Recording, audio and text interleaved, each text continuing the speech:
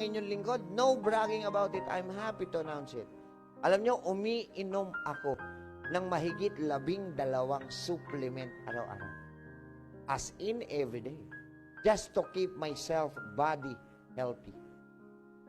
12, Dok, ang gastos mo naman. Sabi ng iba, syempre binibili yun, alangan naman libre yun. Magastos ka, Dok, hindi.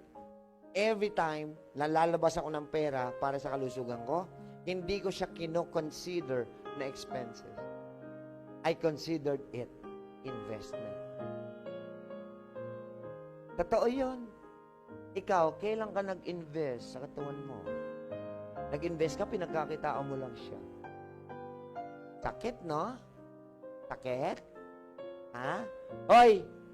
Hindi ari-arian, hindi lupa, hindi kwarta, hindi bahay ang tunay na investment.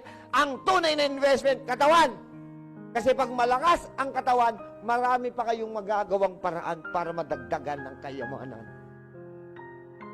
Pero pag sira na yan, wala na nga pumapasok, puro palabas ka pa dyan. The question is, kailan ka mag-i-invest sa katawan mo? Sabihin yung mahal magkasakit. Ha! Mahal talaga, be. Hello?